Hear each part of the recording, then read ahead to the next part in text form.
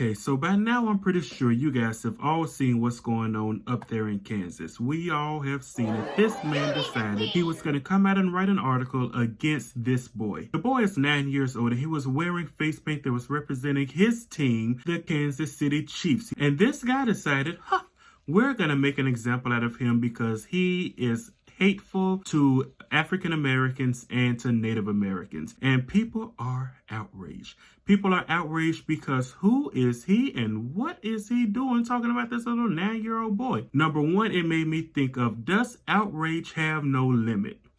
Is there not an age limit as to how we treat and get upset with the people who do the things that they do? Is it not wrong to be out here bashing a 9-year-old kid? I'm very confused as to why Deadspin will even let this article go out, but hey, I guess we'll talk about that with thing number 3. But before we get there, thing number 2 that I thought about. We've all heard the phrase that all publicity is good publicity. Now, whether you believe it or not, it goes without saying. I don't know if you believe it or not, but what I believe is that is very conditional. In some instances, all publicity can be good publicity, but in other conditions, not so much. So I guess that answers the question. All publicity is not good publicity. In this case, though, unfortunately, it was good publicity. Now, I have never heard of Deadspin a day in my life, and I'm sure I'm not the only one. However, they have decided to put out this article. Everybody has seen it. People are outraged. And what has happened because of the outrage? People have gone to Deadspin's website, which I don't even know what it is, guys. I'm not going there. Here's why I'm not going there. I'm not going there because the way that those types of sites work, the more traffic they receive, the more engagement they receive on their site, the more they can charge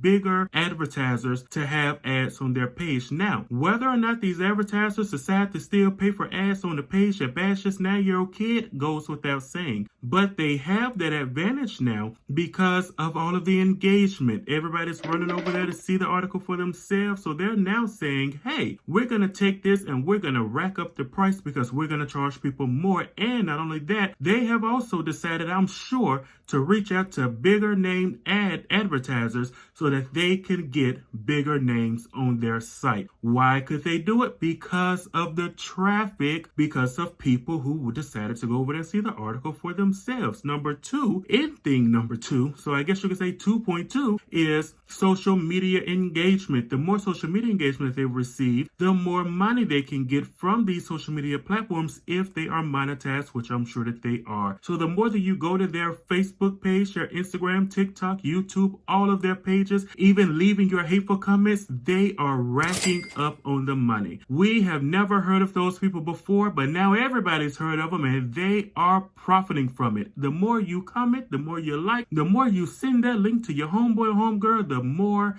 they are profiting. Now, thing number 3. Remember the Washington Redskins? We all remember they were the Washington Redskins from 1937 until 2020, until 2020, when there was a big outrage after George Floyd fiasco and people were in the Black Lives Matters movement and they were saying, hey, we need you to change this name because it is hateful toward Native Americans. Now, Native Americans were also outraged, and so as a result, and because of all of the public backlash that they were receiving, this NFL team decided that they were going to go ahead, change the name, and they became the Washington football team. They were just that panicked that they couldn't think of another name, so they just became the Washington football team. They did that for 2 years until 2022 when they became the Washington Commanders. And now everybody's happy with them, yay, because they changed their name. But here's what I am thinking. Could it be that the media has decided to run that playback from 2020, put it over here on the Kansas City Chiefs and say, hey dog, we need y'all to change your name? Could we be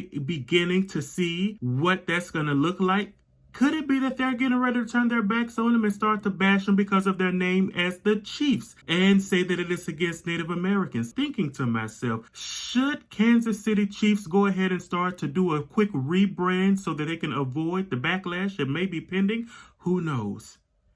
But time will tell. Shout out to you, Holden. Shout out to all of you fans that have already gone out and bought your red and black face paint. I know you're going to show up at the game in big numbers with all that paint on your face. I already see you. And shout out to you who's going to leave me a comment and let me know, hey, what do you think about this whole thing? Should we be outraged? Should we not? Should they change their name? Should they not? What do you have to say about what's going on?